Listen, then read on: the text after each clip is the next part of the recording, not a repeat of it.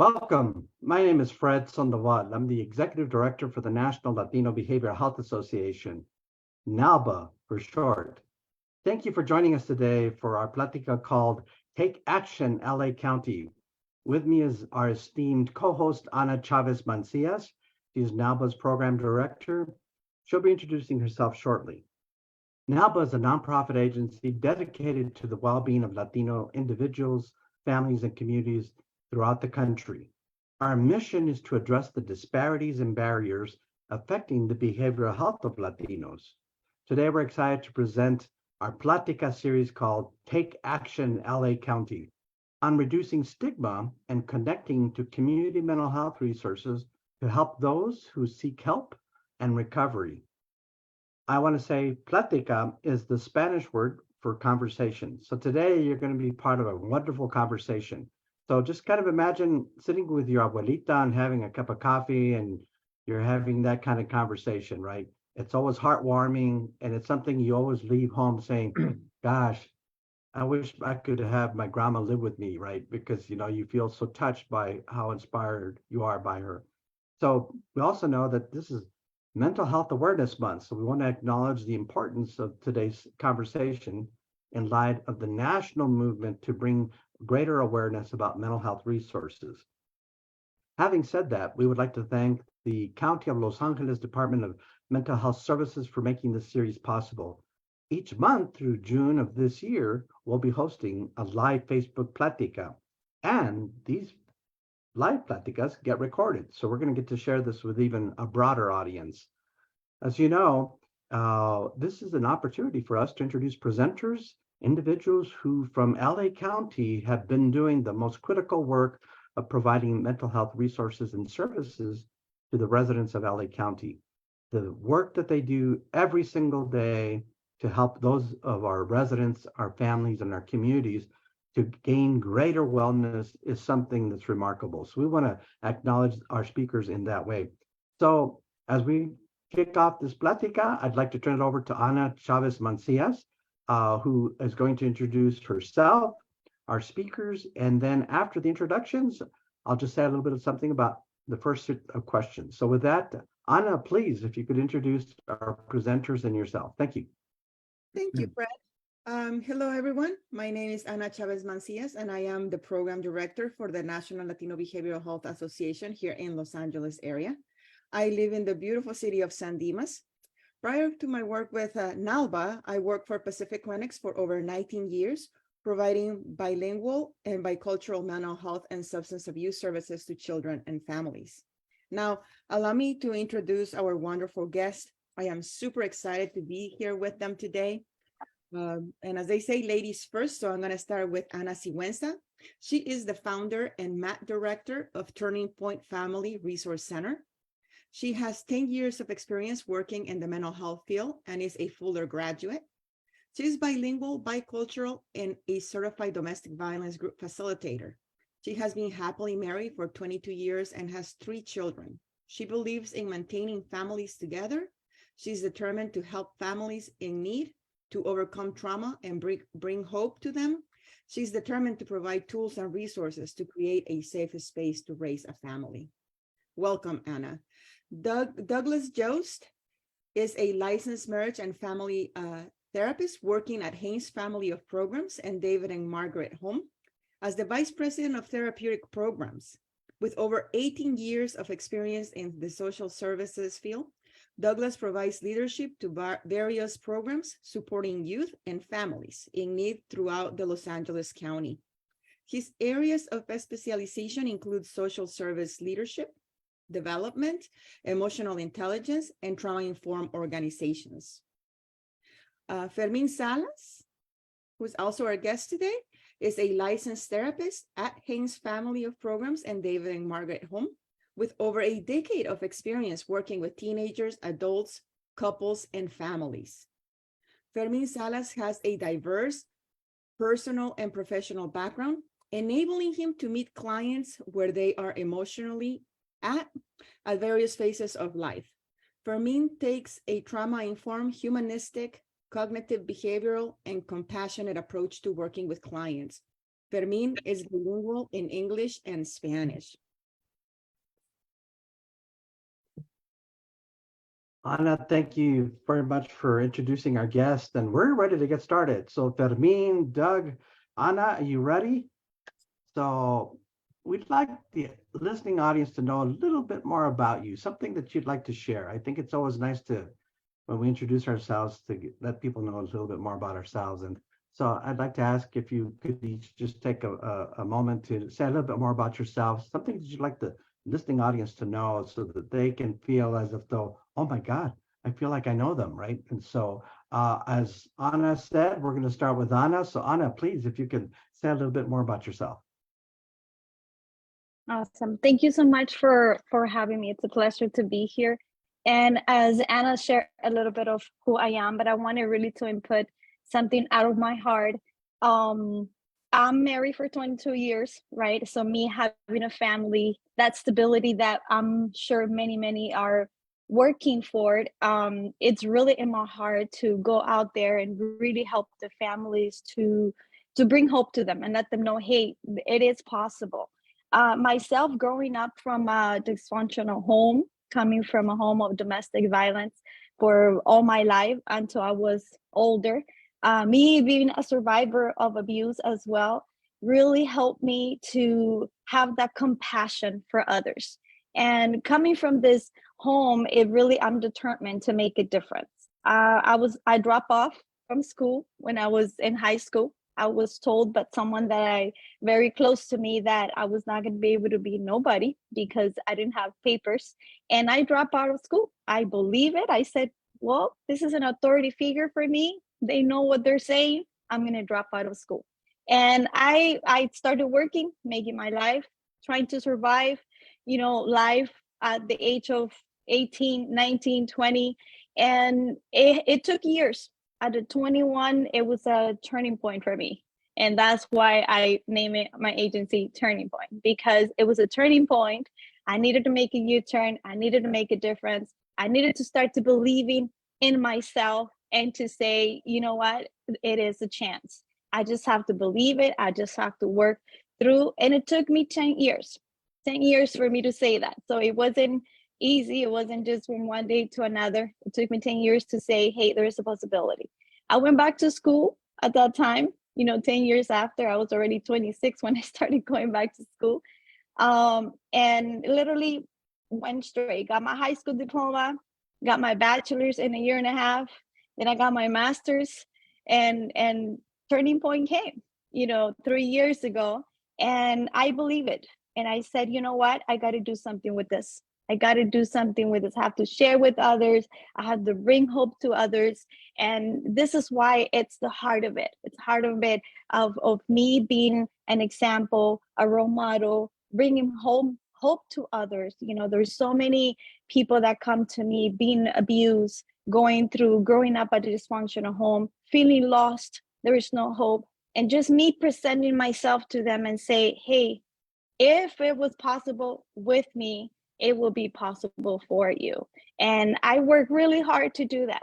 It's not about the money. It's not about extent. It's about making an impact in people's life. It's about bringing that seed and that hope to that woman, to that family, to those kids, to say, hey, you don't have to do this. You don't have to deal with that. You don't have to stay in that place. You don't have to continue to go to that cycle of abuse, of a toxic relationship. There's a way out. There's something out there that it will be possible. And I would like to be that tool and that resource for those family that is like, it is possible.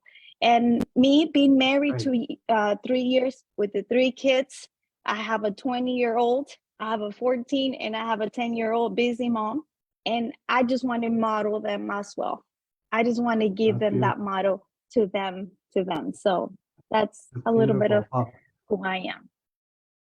Well, thank you for speaking from the heart, right? Because when we feel passionate about what we do, anything is possible. And you certainly are a reflection of that. So thank you for sharing a little bit more about yourself. So I'm going to go over to Doug and then over to Fermin, and then we're going to go over to Ana for the next question. So Doug, over to you, senor.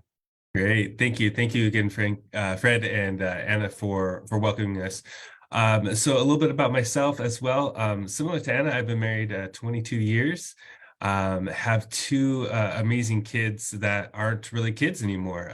So I have a son who is 20 and is in his second year of college, and I have a 17-year-old daughter who's getting ready to graduate high school.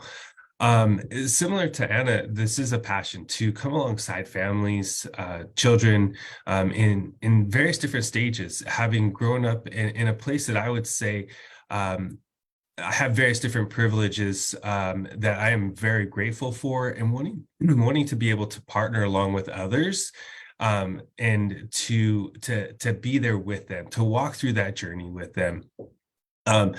There's been various different times that we've been on different assistance that we've needed, times that we've had to have people come alongside of us. And I think that that's what's got me through some of those hard times in life.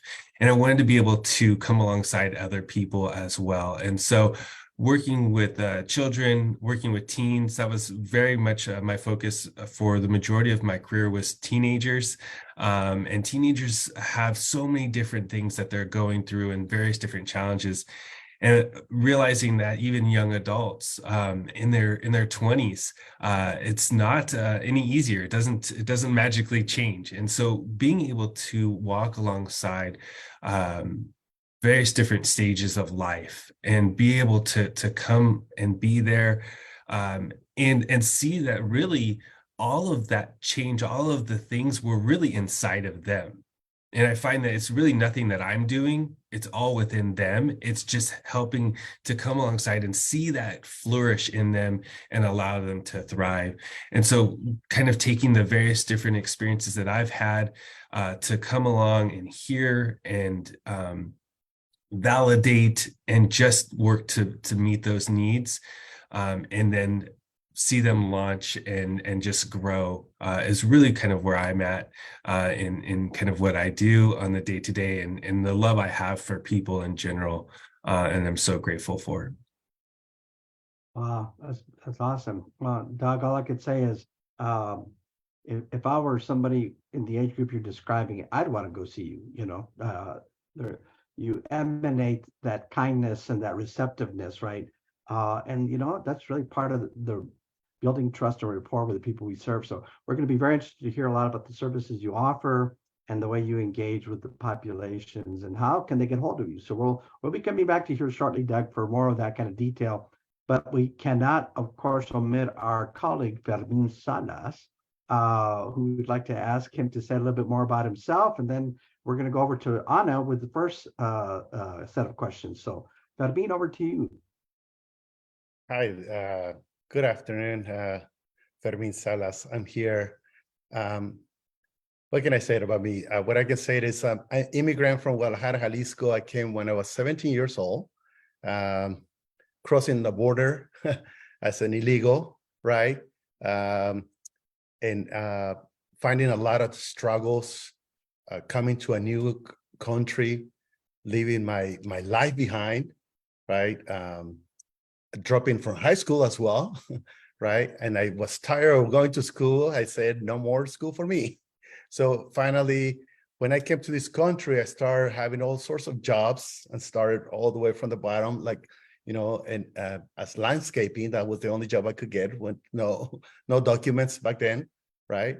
So, and I finally decided 5 years later that I could no longer want to be living the life of struggling, going from jobs to jobs. And I have maybe 20 jobs in my life span, you know? So I decided to go back and not knowing what I wanted to do, but for some reason, I really wanted to do something that could make a difference in people's life. That's for sure. I wanted to I know for certainty I wanted to do something like that. But finally, I took a class in psychology, and that's when it hit me. I said, like, man, psychology, this is for me. I want to do this because this is something I can do to help other people, just like psychology has helped me personally, you know, to learn how to live my life in a better way, in a healthier way, and mostly in a balanced way, because that's my favorite word in my life, balance. Finding a balance in life is very important, right? So through that, I remember going to school saying like, okay, I just don't want to work with kids or teenagers. I hate working with little kids. They don't understand what I'm talking about, right? And when I found a job in a residential home working for teenagers, I said like, oh my gosh, what am I doing here, right? So it's unbelievable not knowing that it's the most loving job that I have in my life now. You know, I enjoy working with kids and teenagers. That there's no, I cannot change my job for anything.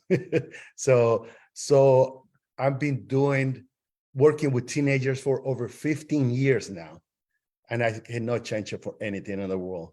So I hope I can continue until I have ability to do it and continue helping those in needs. Well, Fermin, all I could say is I could see how people would gravitate to you, right? You certainly have a story to tell, and more importantly, is you have a way to role model that for those who come to you for support. So thank you all for those additional introductions. I want to acknowledge one of our viewers, Dr. Mercedes Martinez is with us today. So I want to give a shout out to Dr. Martinez, and we have others who are, of course, on live right now. So Anna, over to you for the next question, and we're going to continue with our show here. So go ahead, Anna.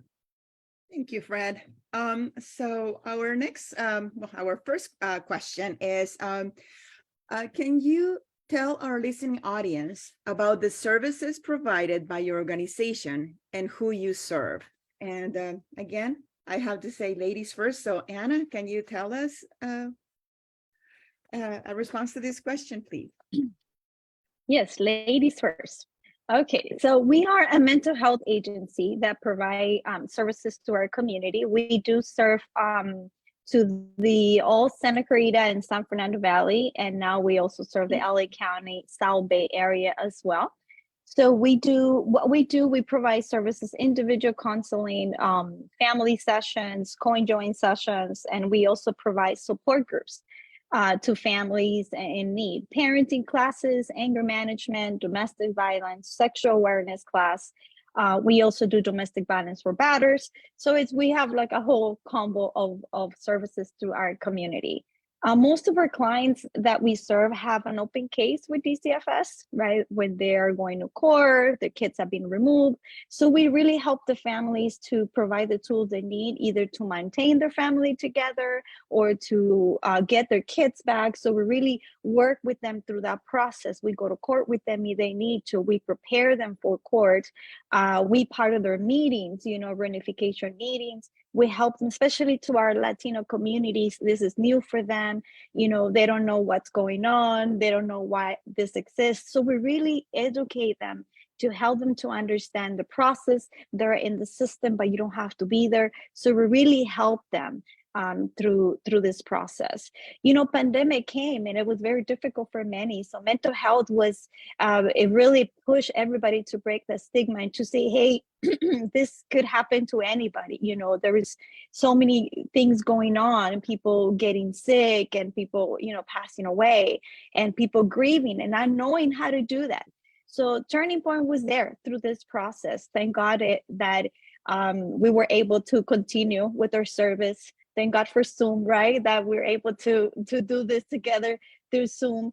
And so this is the services that we provide. We also provide services with the schools. We work along with the schools and with the local churches. So we provide conference for them. We do marriage conference. We do parenting classes for them as a group. We also go to the schools to provide classes to the students.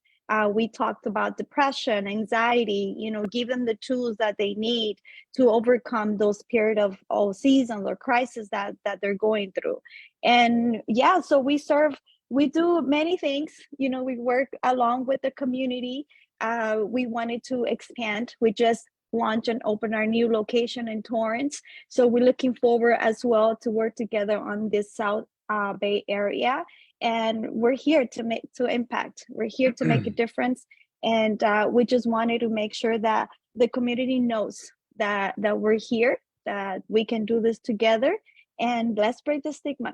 And many times we feel that only the Latino is going on, But no, we encounter Filipino community. There's so many things out there that they still need to really believe that we need to be together and break the stigma. So this is what our agency offers to our community.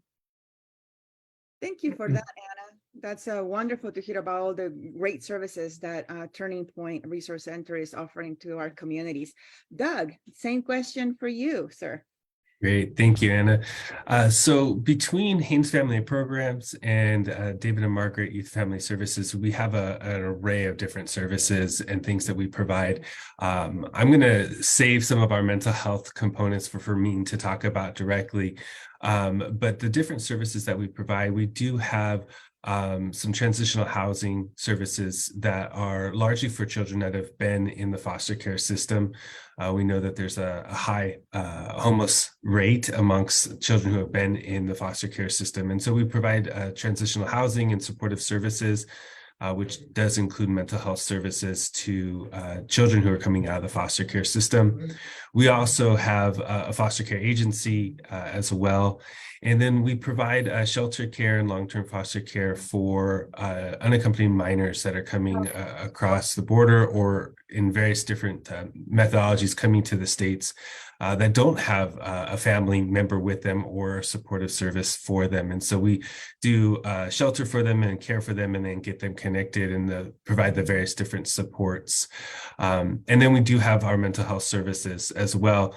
We provide a lot of different levels of counseling services, everything from early intervention and prevention. If you think something is going on and you have a challenge or you're just not quite sure, really the best time to reach out for help and is very early. And so we seek to connect with people who are just maybe questioning, is this something, do I need to work on this? Is this an area? And so we want individuals to come in early into the process rather than waiting till it gets to the point where it feels very heavy and severe.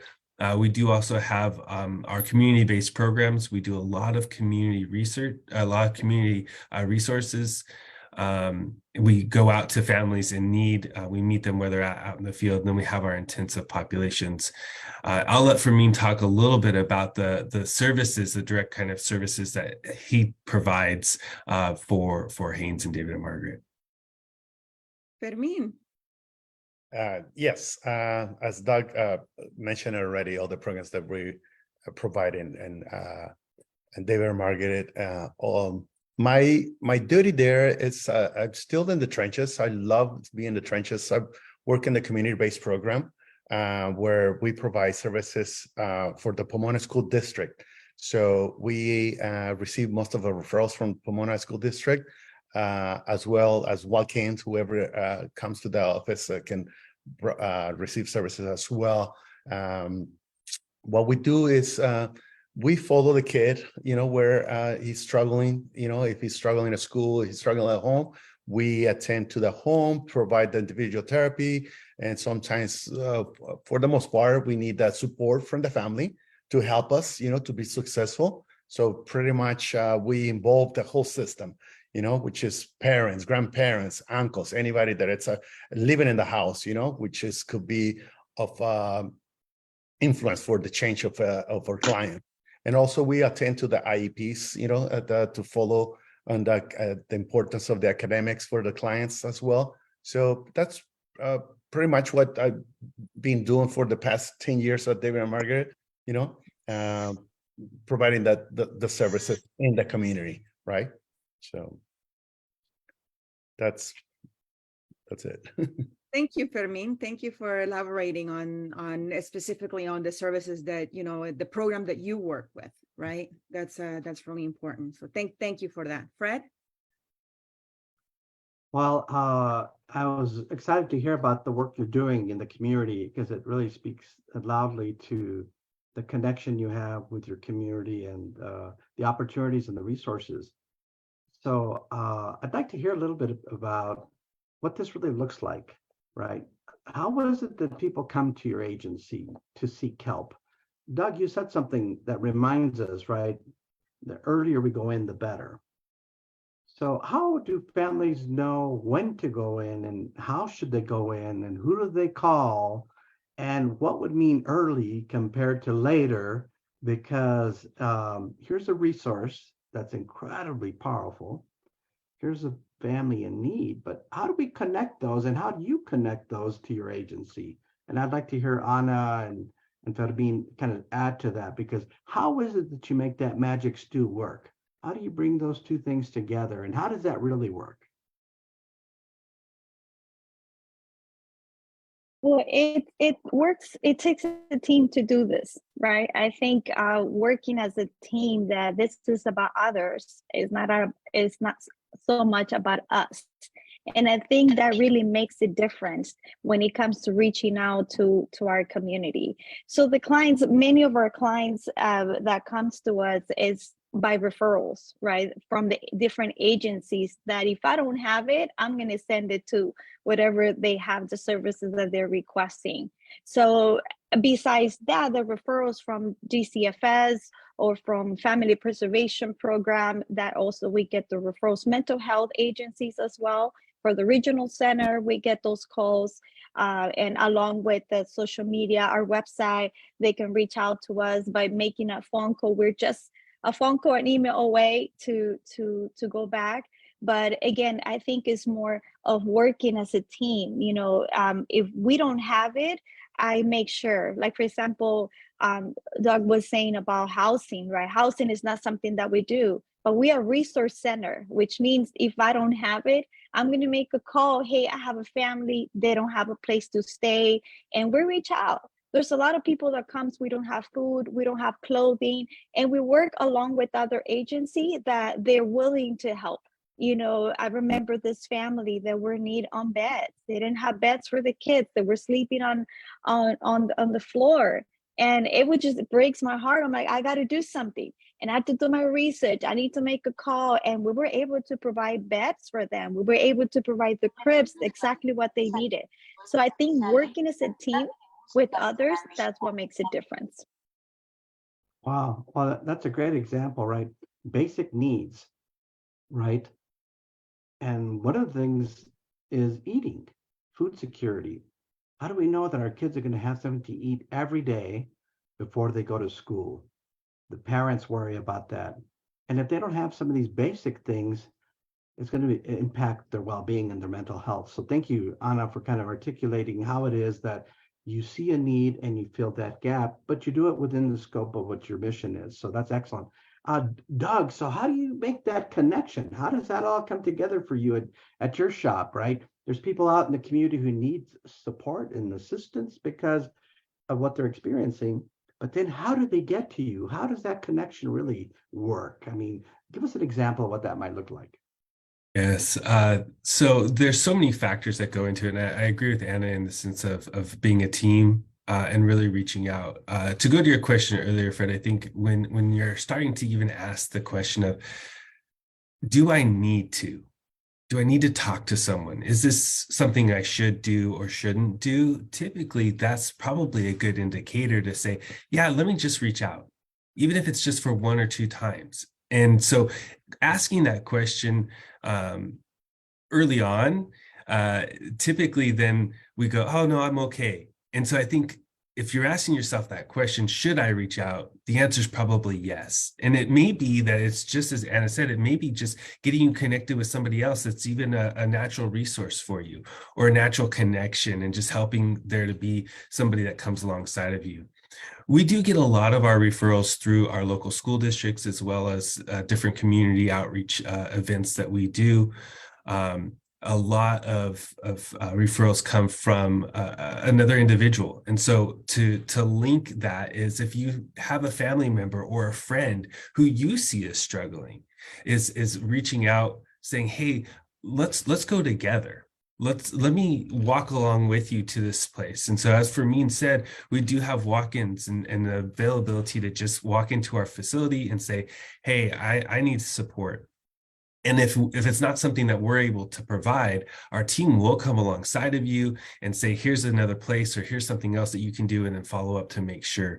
But I think it's really just when you see somebody is don't be afraid to ask them. Don't be afraid to come along and say, hey, let's do this together. I'm here for you. I care about you.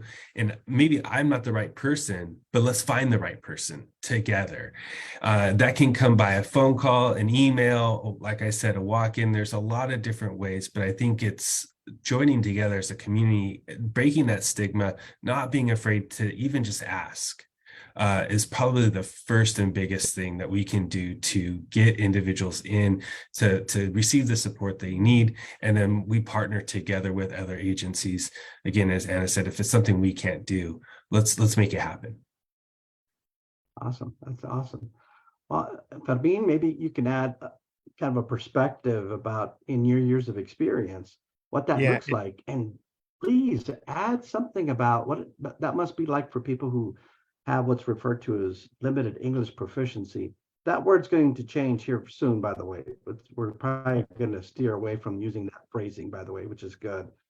Because actually, you know, they're probably very extremely proficient in their own native language. So the word limited kind of is a deficit terminology. But for people who maybe whose English is quite not as fluent and proficient, how does language access look for people who are experiencing that, and what might even look for people who are immigrants here? So how does that community of people come into your organization to get help? Excellent. Great question, because for the most part, working in the community, you find all sorts of different languages spoken in the home, you know. And in this case, we concentrated in the Pomona, city of Pomona. So the majority, it's English and Spanish. You know, not to say that there's more languages there, but you know, as a bilingual, what it does to me is finding that the kid only speak English in the home, right? And the parents only speak Spanish in the home, right? So most of the struggles of that we encounter is just the lack of communication that exists already in the home as well, right? So what I find myself becoming and providing services, it's almost see myself almost like a bridge, you know, where I can have the parent and the kid, or the mom and the daughter, you know, meeting and walking through the bridge, right? Using the bridge to connect with each other. You know, that's basically what I'm doing through that bilingual homes, right? And what also does is it led the opportunity to the kids that only speak English to express themselves in the language that they feel very comfortable, you know, because if you feel comfortable in your own language, you definitely will just spill your guts. You're gonna share what's in your heart, right? So, and vice versa, when I speak and you reach up to the Spanish speaking only, which is for the majority, it's many parents, right? And then you speak their language, they're like, oh my goodness, it's someone that understands me, someone that finally can speak my language, right? So that it has been an incredible experience, unbelievable experience for me, because I can share really quick something very personal, that when I went to school, I was like, you have to learn English. And like, man, for what? Go, because you have to provide service in English. I'm like, okay. And then I find out myself like, whoa, now you know also Spanish. Oh my God, you know, this is going to be very helpful. You're going to reach more people this way, you know? So I encourage, and this, I want to take this moment to encourage anybody that is bilingual in any other language to please don't lose that, because it's just unbelievable. A tool that you're going to need it, whatever you are in life, whatever type of job that you do, you will going to need it. So that's how I see myself, more a bridge when I encounter these families in need. But I want to add as well, like the early intervention that it was mentioned through Anna and Doug, is also that as soon as the school, as soon as the home, as soon as the parents, as soon as the uncle, grandparents, anybody that finds out a different change in behavior in any of their kids, any of their grandkids, right, any of their siblings, right? That's the point that would lead to anybody to say, like, wait a second, I'm seeing a difference in you. You acting different. Is something going on with you? Can I help? Can we help you go through what you're going through right now, right? So as soon as they see that the baseline is completely different, please, anybody that it's can tell the difference and the person and the kid, to be able to call them out right away, to reach out to anybody. Well, thank you all for sharing what kind of that looks like, right? And Anna, so here's a thought about stigma. When we start thinking about the campaign, Take Action LA, and the whole opportunity that we have before us to help our communities learn, one, what is stigma? And then how do we reduce that, right? So maybe we can kind of gravitate towards having our colleagues here who are in the field say more about what that looks like. Because but I'd like you to start and kind of weigh in a little bit more on stigma, so that we can then kind of start this conversation off with understanding that the opportunity to stop stigma is right before us today. So Anna, if you could just kind of take the lead on that with us, that would be awesome. Yeah, thank you, Fred. So I think a stigma is something. Well, I'm Latina myself, so I see it a lot among my community, right? But I think a stigma impacts all communities, not just the Latino population. And I'm pretty sure it's pretty similar, right? Like for Latinos, no queremos estar locos, we don't want to be crazy, right? So we don't want to go to that clinic because that's where the crazy people go, right? We don't want to go there. And I imagine it's pretty similar for a lot of people in the community, So I think speaking out about a stigma is important, especially when it comes to issues with mental health and substance abuse. It's important to speak out about them. Because both of these issues, mental health issues and substance abuse issues, is kind of like having any other chronic problem, right? Like diabetes or hypertension, high blood pressure, right? When we have those problems, we're very quick to go and seek help for that. But we always think about it twice before when it's a mental health problem or a substance abuse problem. And we almost want to sweep it under the rug, per se. And we need to help our communities, all our communities here in Los Angeles, to stop that, because that's part of the stigma, right? And invite them to talk about these issues more openly and reach out for the help, because the help is there. We have so many great agencies, that are here in Los Angeles area providing this support for our communities, and we need to make use of them so that we can keep our youth alive. It could be a matter of life and death for some of these kids. Suicide rates are high, and they are particularly high for Latina girls. And when we look at all those all these things, it's important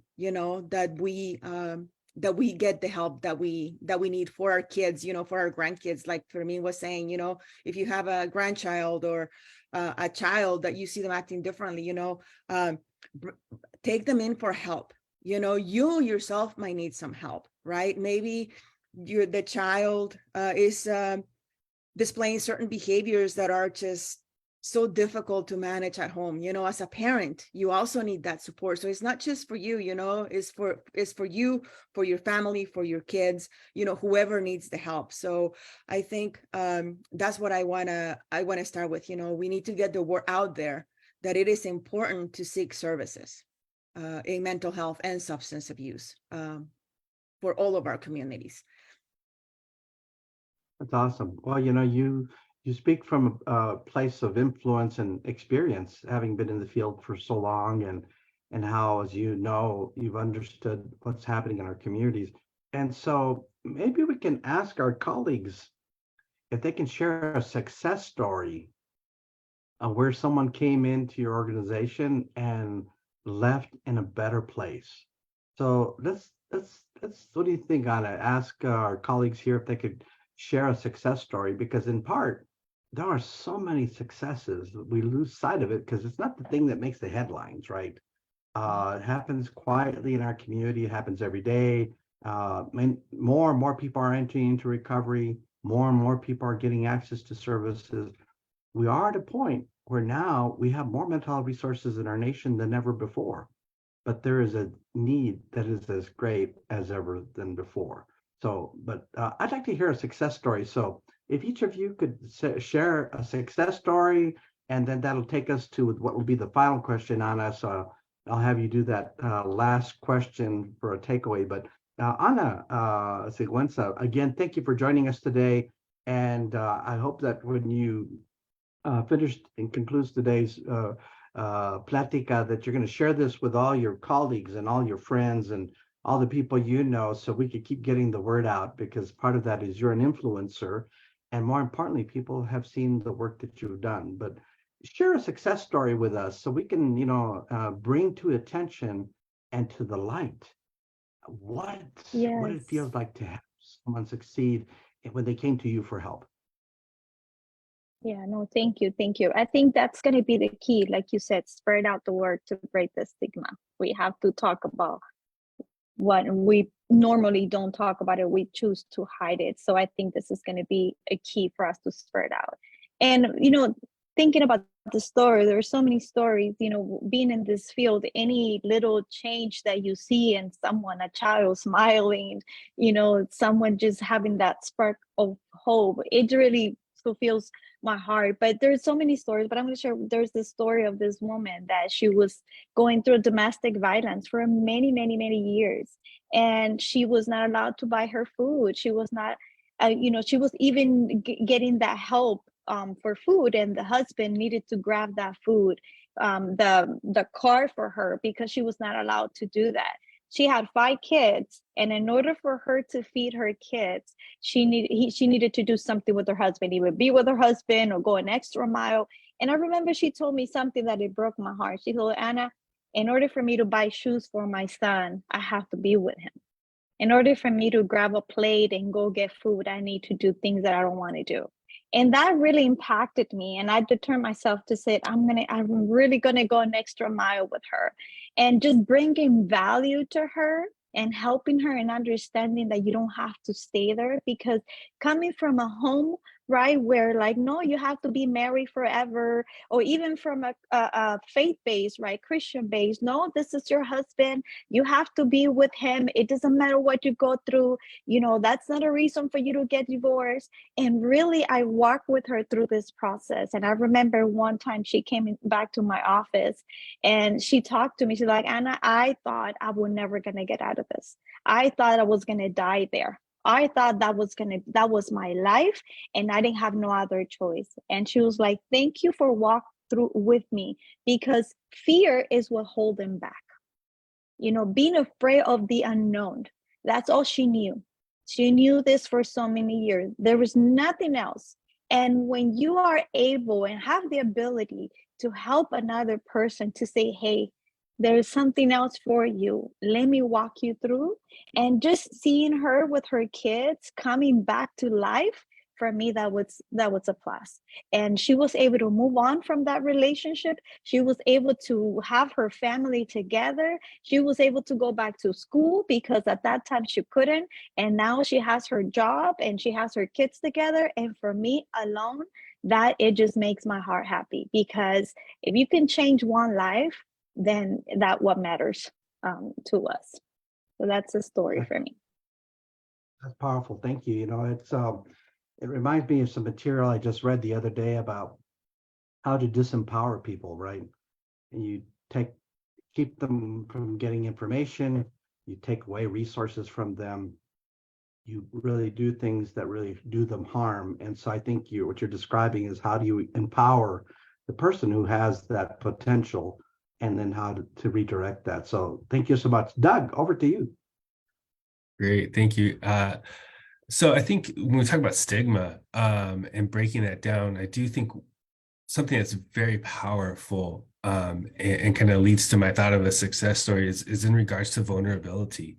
Really, as each of us are vulnerable, and being able to say, I'm struggling with and being able to be open and talk about those things, which is really hard to do. But as each individual one of us do that, we start to realize there's a lot of Me Too experiences. I've experienced that as well. Oh, I've felt that way too. And it allows us to draw closer together versus having a level of judgment. And I think that vulnerability. And similar to Anna, I think there's so many different stories and so many different times where I've seen individuals make change. From small changes or what were seemingly small changes to then very large, drastic changes that really led to success in their lives.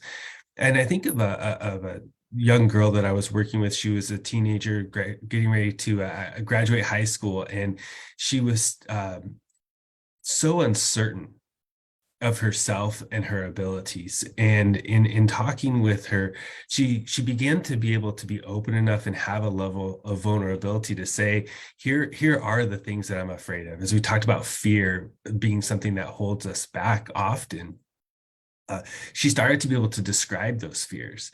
And as a young woman who was in the foster care system, no support, really struggling, I don't know what any of this is going to look like. I don't have a place to live. I don't have any kind of support system. I don't have, how do I even do school? How do I walk through any of these things? And she had these desires, but these high levels of fear.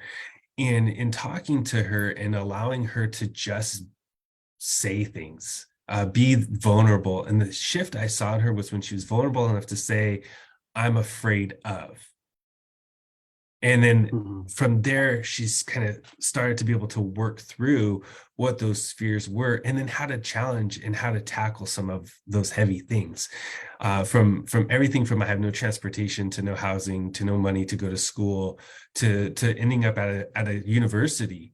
And connecting with her actually a couple of years later, finding out about 5 years later, finding out that she not only graduated, but she graduated top of her class. And I think that we know a lot of children who are in foster care system don't go to college.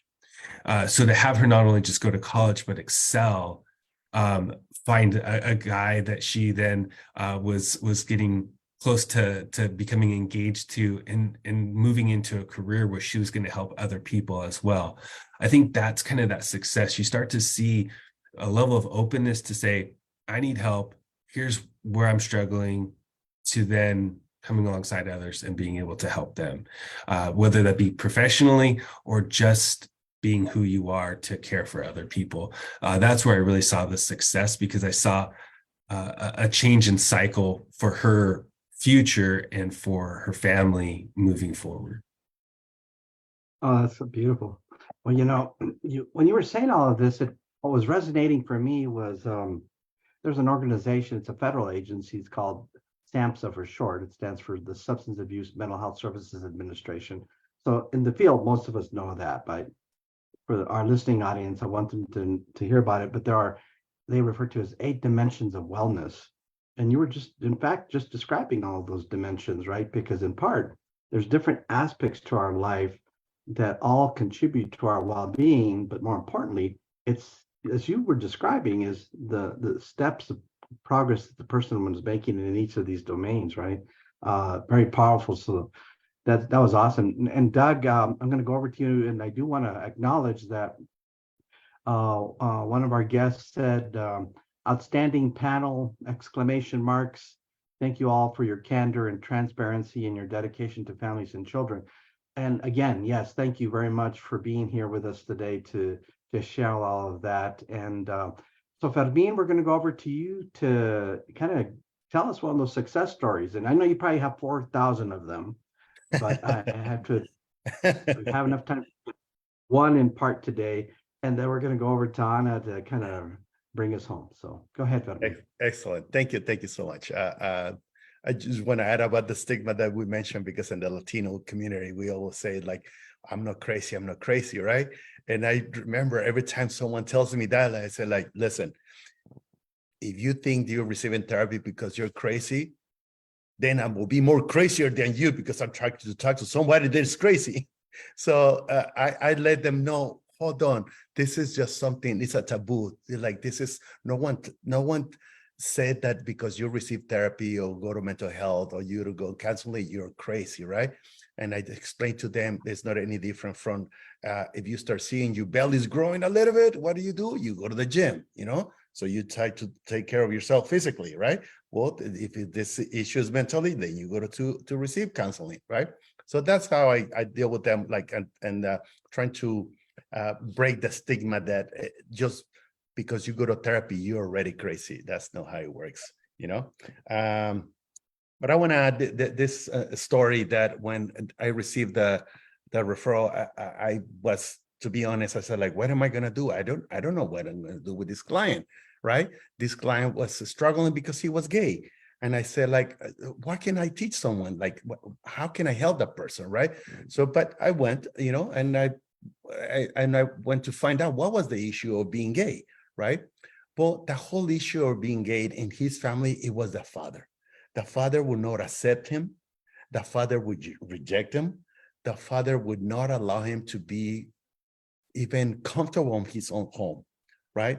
So I just realized, hold on, this has to do more of an issue of the father more than my client being gay, right? So basically, I'm telling you, this is a very short case that I have, the shortest case I ever had, because all I did is have a couple of sessions with my client's father, which comes from Mexico. And when you come from Mexico, you're so machista and you're like, no, what? This is not possible. It's just a reflection of me. I said, no, hold on. This is not a reflection of you. Has nothing to do with you. You personalizing it. This is not you. This is your son. And so I help the father to learn to separate, to individualize them. This is your son. This is you. You're the father. That's it. Just continue to treat your son like it's your son, right? So, and that's basically what I help this family with, to provide some sort of understanding, some sort of support for the family, and overall acceptance that this is your son, right? But not because he's gay, he's gonna stop being your son, right? And it was very rewarding for me, because it was like, it has nothing to do with being gay. Has to do more of our culture, that we come from a culture of machistas, that we cannot accept or open up, or we are blind just to a change, right? So it was wonderful. I still remember, as I'm talking to you, where I park every time. Where I go to Pomona, I park, and I still have clients that I pass through there, and I just turn and I look. I said, like, I remember this client. I remember this father when we were sitting outside outside of the home, and saying, like, at the end, this is your son, right? So the next time I saw them, I think it's just the father finally realized, you know what? That's true. It's my son. The next week, it's almost like something happened in this home. Well, finally, the father was able to accept my client, and it was just amazing. After that, stayed a couple of weeks, and I said, like, we have to close the case because everything is done here, So it was amazing. Wow, that's powerful. That empowerment for the son to come forward, and then for the father to engage. Kudos to the dad for his volition or invitation to be in that space, because in fact, it's a great example of what happens for kids who are of a different sexual orientation, etc., different gender. Part of what happens is oftentimes people really have to find out, how do they react to that? Or how do they deal with that? How do they cope with that? Only to know that there's a lack of information, and then you have to ground the father. So thank you, Fermin. That was powerful. Anna, thank you, Doug. So Anna's going to take us home. So she's going to ask now a really critical question. So we're going to wrap up today's Plática, and I want to say thank you to all of you again. We have shared on the site information about your organizations, And we want to encourage you to add more information there, how people can call you, how can they email you. There is a website there, but anything more that you want to do to encourage and facilitate people getting hold of you, we'd like to encourage that. Because how do we create connections? La conexión. We all look to be connected to each other. In part, we already are, but this is a way to really help people who need resources that you offer so that they can benefit from your incredible services. So Ana, take us home, and then I'll make some final comments, and then we're going to conclude today's Plática. But again, over to you, Ana. Thank you, Fred. So as Fred was mentioning, we are already sharing information about your great organizations on the web, on Facebook and all of that. But we would like for our listening and watching audience to hear from you, directly from you. How can they reach out to you and get the services that they need? So if each of you guys can share that with our listening and watching audience today, that would be wonderful. Ana. Yes, this has been wonderful. So I can be reached out by email, phone numbers. So let me give it to you, 661-251-1023. I'm just a phone call away to, help you out with we do an assessment so we can help you out. You can also do our website, www.turningpointresourcecenter.com. And you can always, send that message through the website as well, and we can respond to you. So those are different ways. And we also have our platform, social media. We have Instagram, Turning Point. We have Facebook, and we have our YouTube channel. So we're available for our community. Thank you, Ana. Doug. Great. Thank you again, Fred and Anna, for your invitation. Very similar. We can be reached in numerous different ways. We do provide services in San Gabriel Valley. So everything from, as Fermin mentioned, Pomona to we're out to Pasadena, all the way out to that area. So you can always call us. Probably the couple easiest ways would be to call us. The phone number is area code 909-593-2581. You can also go to our website. We have two different websites. One is leroyhaynes.org, and the other is davidandmargaret.org. So if you go to either of those, we have social media similar. We have our Facebook, we have our Instagram, we have our LinkedIn pages. So if you Google David and Margaret or Haynes Family of Programs, you will get to us. That's a pretty easy way. From our website, you can always click the email to email us. And wherever it goes, in the sense of whatever it is that you're looking for, we will be responsive to you. Again, whether we can come alongside you or whether we can refer you to somebody else who will be able to support you. Thank you so much for that, Doug and Anna. And Fermin, I'm not going to have you respond that question because Doug already answered it for us. Fred, back to you. Oh gosh, this hour went fast. I don't know about you, but this hour went way too fast. And all I could say is, God, I feel like I want to go to your offices and meet you and your whole team.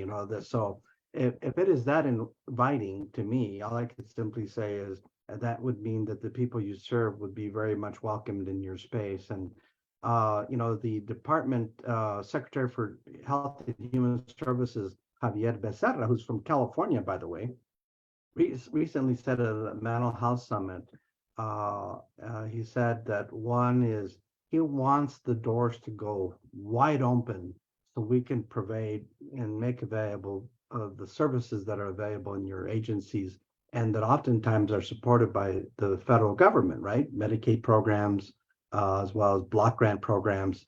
And so to stay in line with his saying, let's make our services accessible, all I could say is thank you for making your services accessible. And please, during Mental Health Awareness Month, we'll continue to encourage people to listen to today's Plática. And there was one question in the Facebook chat, and I'll just encourage Doug, Fermin, and Ana, you can go in and respond to the question that's there in light of the time that we have right now.